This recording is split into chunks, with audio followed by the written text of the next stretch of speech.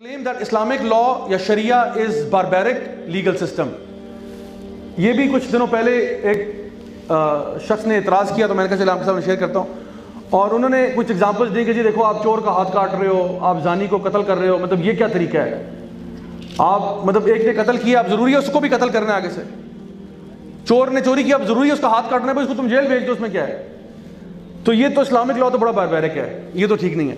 تو میں نے اسے کہا کہ brother if you ask my opinion, Islamic law, Islamic Sharia is beautiful. تو اس نے کہا کہ how is it beautiful؟ کیسے بیوٹیفل ہے؟ ہاتھ کاٹنا بیوٹیفل کیسے ہے؟ کسی کو قتل کرنا بیوٹیفل کیسے ہے؟ تو میں نے کہا یہ میں آپ کو اس کا جواب دیتا ہوں. دیکھیں سب سے پہلے یہ بات سمجھ لیں کہ جو اسلامی شریعت ہے نا، اس کے مقاصد شریعہ کیا ہے، اس کے مقاصد کیا ہے، اس کا پرپس کیا ہے؟ اسلامک شریعہ، اسلامک لا کا مقصد ہے آپ کے دین کی حفاظت، آپ کی ذات کی حفاظت، آپ کی جان کی حفاظت یعنی کہ آپ کے نفس کی حفاظت، آپ کی عقل کی حفاظت، اور آپ کے مال کی حفاظت، اور آپ کے نسب کی یا آپ کی فیملی لینیج کی حفاظت. یہ 5 جو ہے یہ مقاصد شریعہ میں ہیں، یہ شریعت کے مقاصد ہیں. شریعت کی کوشش ہوگی کہ ایک انڈیویجول کی ان ساری چیزوں کی حفاظت کی جائے. اب میں آپ کو ایک ورڈ بتا رہا ہوں، یہ ورڈ بھی ایک ازم ہے، اس کو بولتے ہیں انڈیویجولزم. انڈیویجولزم انڈیویجولزم کہتے ہیں کہ ہر بندہ، ہر فرد آزاد ہے. کہنے کو یہ ورڈ، یہ کیسا جملہ ہے کہ ہر شخص آزاد ہے، ہر بندہ انڈیویجول ہے اور ہم آزادی میں بلیو کرتے ہیں. یہ اچھی بات ہے، بری بات ہے؟ مثال کے طور پہ میں آپ کو بتاتا ہوں کہ پوری دنیا کے قانون اٹھا کے دیکھ لیں، کچھ باتیں ہوتی ہیں وہ کرنے والی اچھی ہوتی ہیں اور کچھ پریکٹیکلی بڑی اچھی ہوتی ہیں. تو کہنے کو تو یہ بڑا اچھا سٹیٹمنٹ ہے کہ ہر بندہ آزاد ہے. آپ سب آزاد ہیں. کس لیے آزاد ہیں؟ اپنا ہاتھ گھمانے کے لیے آپ آزاد ہیں. آپ کے پاس ٹوٹل فریڈم ہے کہ آپ اپنے ہاتھ کو ایسے موو کریں یا ایسے موو کریں یا ایسے موو کریں یا ایسے موو کریں. یہ آپ کے پاس فریڈم ہے، آپ سب آزاد ہیں، یہ کر سکتے ہیں. لیکن آپ کی آزادی جو ہے نا ہاتھ ہلانے کی، وہ میرے چہرے کی حدود سے پہلے پہلے ختم ہو جاتی ہے. سمجھ رہے میری بات؟ You can move your arm as much as you like, لیکن میرے چہرے کے اوپر ہٹ کرنے سے پہلے پہلے آپ کی آزادی ختم ہے. اب آپ کو یہ حق اختیار نہیں ہے کہ آپ ہاتھ گھماتے گھماتے میرے منہ پہ بھی تھپڑ کھینچ جائیں. ٹھیک ہے نا جی؟ تو ہم کیا کہتے ہیں، انڈیویجول رائٹس بھی ہوتی ہیں اور پھر کچھ کلیکٹیو رائٹس بھی ہوتی ہیں. اسلام ہمیشہ کلیکٹیو پہ زیادہ فوکس کرتا ہے. ایک بندے کا جو انڈیویجول رائٹ ہے، اگر وہ اپنے رائٹ کو ایکسرسائز کرتے ہوئے معاشرے میں فساد کریٹ کر رہا ہے تو اس کو روکا جائے گا اس فساد سے. وہ کہتے ہیں جی آپ ہمیں زنا کرنے سے مت روکیں، ہر بندے کا اپنا حق ہے، میں چاہے تو I can have multiple partners, that's my right. وہ یہ کہتے ہیں. اسلام کہتے ہیں تم ایسا نہیں کر سکتے کیونکہ تمہاری یہ حرکت کرنے سے معاشرے میں فساد پھیلے گا، معاشرے میں شر پھیلے گا، اور جو تمہارا نسب برباد ہوگا، تمہاری لینیج خراب ہوگی. معاشرے میں ایسے بچے آ جائیں گے جن کی لینیج کا ان کو معلوم نہیں ہوگا، جو کہ ہوا اور اب تک ہوا چلا جا رہا ہے. امریکہ میں، رشیا میں اور باقی اسٹیٹس میں آپ دیکھیں یہ بہت بڑا کرائسس ہے ان کے لیے. لینیج نہیں پتا. Who was your father? You don't know because of this promiscuity. تو اسلام آپ کو ان چیزوں سے روکتا ہے جہاں پہ معاشرے میں فساد ہوگا. اب دیکھیں ہر ملک کے، ہر گورنمنٹ کے اپنے قوانین ضرور ہوتے ہیں. اب دیکھیں یہاں پہ ہمارے ٹریفک کے لاز ہیں نا، ٹریفک کے لاز میں اگر ہم یہ کہہ دیں، آج جو اسلام آباد ٹریفک پولیس ہے، ITP والے، وہ یہ کہہ دیں کہ جی ہر بندہ، ہر ڈرائیور آزاد ہے. اگر یہ اناؤنسمنٹ ہو جائے ITP کی طرف سے کہ جی ہم لوگ انڈیویجولزم میں بلیو کرتے ہیں، ہر ڈرائیور، ہر موٹر سائیکلسٹ آزاد ہے. اس کا کیا مطلب ہے؟ جس نے 60 پہ جانا ہے وہ 60 پہ جائے، جس نے 360 پہ جانا ہے وہ 360 پہ جائے.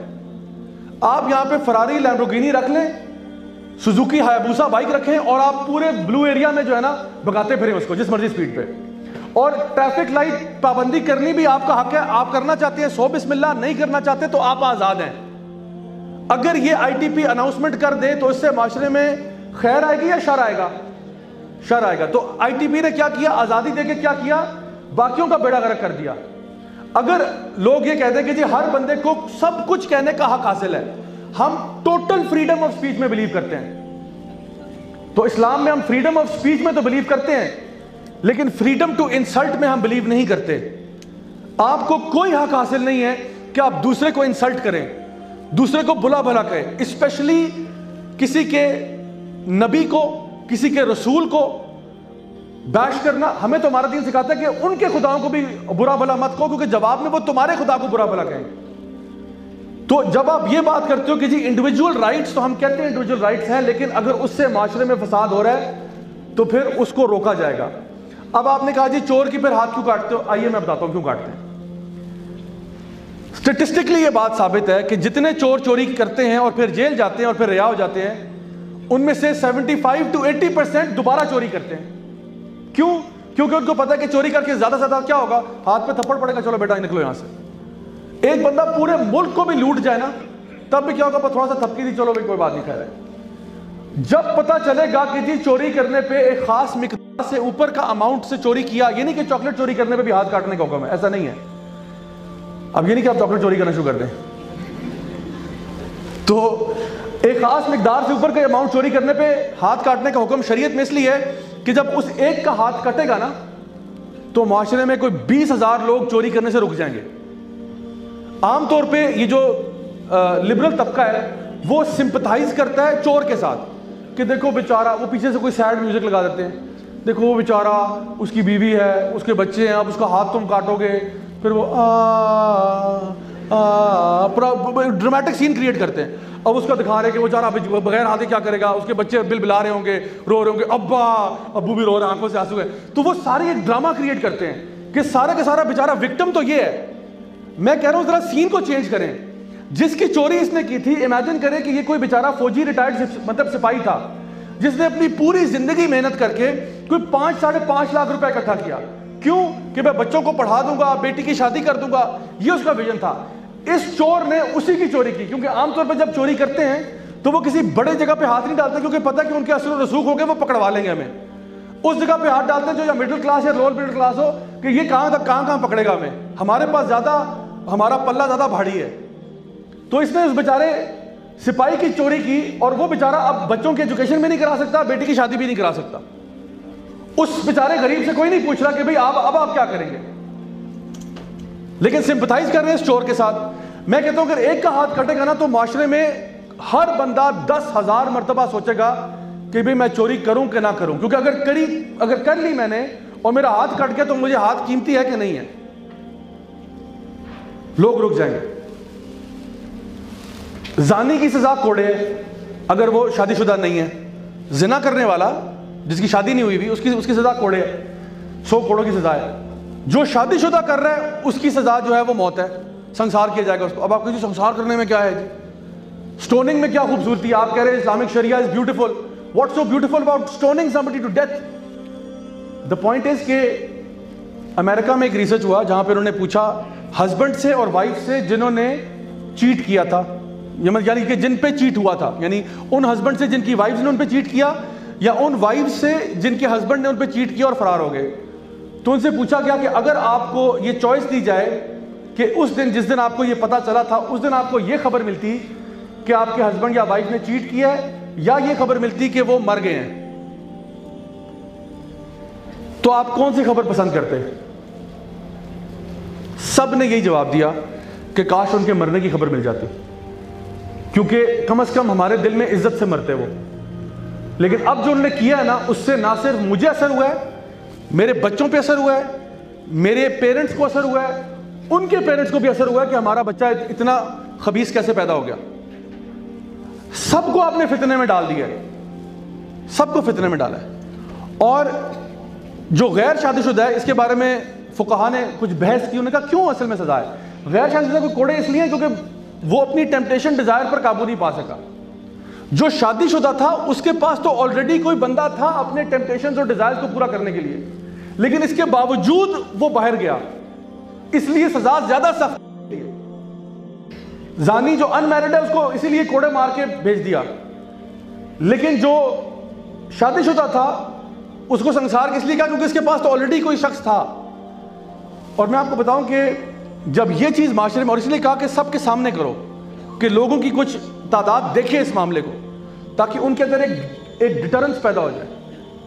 جب یہ چیز معاشرے میں عام ہوگی نا، پھر پتہ کیا ہوگا؟ پھر یہ جو آج کل ڈرامے چل رہے ہیں نا، یہ بند ہو جائیں گے. جو ٹی وی پہ ڈرامے آ رہے ہیں نا، یہ پتہ نہیں کون کون سے آ رہے ہیں، عشق ممنون اور فاطمہ گل اور میرا سلطان تمہارا سلطان اور ہمارا سلطان اور سب کا سلطان، پتہ نہیں کیا کچھ ہو رہا ہے. تو یہ ڈرامے بند ہو جائے گی، کیونکہ اس میں تو نا یہ اس قسم کی چیز کو پروموٹ کرتے ہیں وہ کہ بھئی تھوڑا سا افیئر چل گیا. وہ ایک شو تھا آئی ریمبر، اس کا نام تھا ڈیسپریٹ ہاؤس وائفز. اس میں پروموٹ یہ کرتے ہیں کہ بھئی ایکسٹرا میرٹل افیئر بھی ہو گیا تو کیا ہو گیا، مطلب، اور وہ بھی بڑے کول طریقے سے دکھاتے ہیں. چاہے آپ اس فلم کے اینڈ میں یہ دکھا دیں کہ جی جس نے چیٹ کیا تھا وہ مر گیا، ٹرین کے نیچے آ کے مر گیا، ٹرک نے اس کو کچل دیا، کچھ بھی دکھا دیں، لیکن جب تک فلم چل رہی تھی آپ نے ٹوٹل گلوریفائی کیا اس کے اس حرام ریلیشن شپ کو. تو یہ چیز ہے جو معاشرے میں پروموٹ ہوتی ہے. جب آپ ایک بندے کو مار دیں گے نا جو یہ کام کرتا ہے، بڑے بڑے ہسبینڈز اور بڑی بڑی وائفز بالکل تیر کی طرح سیدھے ہو جائیں گے. اور اس میں فائنل بات یہ کہ شریعت کی ان حدود کو ثابت کرنا بھی کوئی آسان کام نہیں ہے. ایسا نہیں کہ اسلامی شریعہ میں ہر دوسرے دن بندہ جو ہے وہ سنسار ہو رہا ہوتا ہے، ایسا نہیں ہے، بالکل بھی نہیں ہے. پوری اسلامی تاریخ اٹھا کے دیکھ لیں کتنے لوگ ہیں جن کو ایکچولی پنشمنٹ ملی، بہت ہی تھوڑے، کیونکہ اس کو پروو کرنا بہت مشکل ہے. 4 گواہوں کا ہونا ضروری ہے جنہوں نے آنکھوں سے وہ عمل ہوتے ہوئے دیکھا ہو. اب آپ خود سوچ سکتے ہیں کہ 4 گواہ کہاں سے آئیں گے؟ کوئی اتنا پاگل ہے جس نے عمل کرتے ہوئے 4 گواہ بھی موجود تھے جنہوں نے آنکھوں سے یہ عمل دیکھا ہو. عمر بن الخطاب رضی اللہ عنہ کے دور میں جب آپ امیر المومنین تھے، آپ نے ایک لڑکا اور لڑکی کو ایک جگہ پر جھاڑی کے پیچھے، آپ کو آواز بھی آئی اور ہلکی سی جھلک بھی نظر آ گئی، اور آپ غصے اور جلال کی کیفیت میں تھے اور آپ نے کہا میں ان کو نہیں چھوڑوں گا. آپ اپنے گھر کی طرف جا رہے تھے کوڑا لینے کے لیے کہ میں انہیں کوڑے ماروں گا سب کے سامنے. راستے میں علی بن ابی طالب رضی اللہ عنہ ان کو ملے اور انہوں نے کہا امیر المومنین اتنے غصے میں کہاں جا رہے ہیں آپ؟ تو انہوں نے کہا میں گھر جا رہا ہوں اور میں کوڑے لے کے واللہ میں چھوڑوں گا نہیں ان کو. تو انہوں نے کہا کہ آپ نے ان کو نام لینے سے پہلے میں آپ کو ایک وارننگ دے دوں کہ کیا آپ کے پاس 3 اور گواہ موجود ہیں؟ انہوں نے کہا نہیں میرے پاس تو نہیں ہے. انہوں نے کہا یقین کریں امیر المومنین اگر آپ کے پاس گواہ نہیں ہے تو 80 کوڑے پھر آپ کو پڑیں گے. اب آپ سوچ لیں کہ آپ نے نام نہیں لینا ان کا، جس کو بھی آپ نے دیکھا ہے یہ آپ نے دیکھا ہے، یہ اب اللہ کا اور ان کا معاملہ ہے. آپ نے دیکھا بھی ہے تب بھی آپ کچھ نہیں کر سکتے جب تک کہ وہ خود اپنے اوپر یا تو گواہی نہ دے دیں آ کے. جیسے نبی کریم صلی اللہ علیہ وسلم کے دور میں ہوا کہ خاتون نے آ کر، ایک مرد کا بھی واقعہ ہے، بار بار کہا کہ یا رسول اللہ مجھے پیوریفائی کر دیں، بار بار اپنے اوپر گواہی دے رہے ہیں، میں نے زنا کر دیا، میں نے زنا کر دیا، میں نے اپنے اوپر گواہیاں دے رہے ہیں، تب ان پہ ثابت ہوا ہے، ورنہ کسی نے اور نہیں. تو کون پکڑا جائے گا اس میں وہ پکڑا جائے گا جو کہ پروفیشنل تھا. اس کے بارے میں 4 نہیں، آپ کو اور بھی گواہ بہت سارے مل جائیں گے. جو پروفیشنلی اس کام کو کر رہا تھا نا وہی پکڑا جائے گا. تو شریعت نے ڈیٹرنس ڈالا ہوا ہے، بڑا ہیوی ڈیٹرنس ہے. اور جہاں پہ یہ ہوگا تو گھروں کو، لینیج کو بچانے کے لیے یہ معاملہ کیا. میں نے آپ کو مقاصد شریعہ میں بتایا تھا، ایک مقصد کیا ہے شریعت کو، یعنی جو آپ کی جو لینیج ہے فیملی کو بچانا، گھروں کو توڑنے سے روکنا. اور اس میں جب یہ ڈیٹرنٹ آپ کے سر پہ ٹنگا ہونا پھر انسان خود ہی تمیز سے رہتا ہے پھر. تو یہ اس کا جواب ہے کہ اسلامک لا کیسا ہے. تو میں نے آپ کو بتا دیا کہ اسلامک لا کے اندر جو بھی، میں تو جتنا زیادہ فقہ کو اور اصول فقہ کو پڑھا ہے اتنا زیادہ مجھے اسلام سے محبت ہوئی ہے. جتنا زیادہ آپ فقہ کو پڑھیں گے نا آپ کہیں گے سبحان اللہ، اس سے اچھا سسٹم نہیں ہو سکتا تھا، ممکن ہی نہیں ہے. اللہ تعالیٰ خالق کائنات ہے، وہ ایک ایک چیز کے بارے میں دیکھ رہا ہے. کیونکہ دیکھیں جو کچھ بھی معاشرے میں ہوتا ہے اس کے ریپرکشنز ہوتے ہیں. اللہ تعالیٰ ہر چیز کو دیکھتے ہوئے فیصلہ کر رہے ہیں یہ ایسے ہوگا، اس کا نظام ایسے ہوگا. اور آپ دیکھیں کہ اللہ تعالیٰ نے جتنی بھی سزائیں ہیں جن پہ حد پنشمنٹس ہیں وہ ساری حقوق العباد سے ریلیٹڈ ہیں. چوری کی، کسی کا نقصان کیا نا، زنا کیا، کسی کا دل توڑا آپ نے، وغیرہ وغیرہ، یہ سارے معاملات ہیں، ان پہ حد پنشمنٹس ہیں. قتل کی سزا قتل رکھی، اور اللہ تعالیٰ کہتے ہیں اس میں تمہارے لیے حیات ہے، قتل کیا اس کو بھی قتل کر دو. کیوں؟ تاکہ اس سے بہت سے ان کی زندگیاں بچ جائیں گی. ورنہ جو ہمارا یہاں سسٹم چل رہا ہے کہ آپ نے قتل کیا بندہ آزاد ہو گیا، کچھ سال قید کی اس کے بعد آزاد، تو یہ تو کوئی سزا نہ ہوئی، وہ تو پھر دوبارہ قتل کرے گا آ کے. اور یہاں پہ ہیں بڑے بڑے بدماش ہیں، سینکڑوں قتل کر چکے ہیں، پھر رہے ہیں، گھوم رہے ہیں. تو یہ ڈیٹرنس کریٹ ہوتا ہے.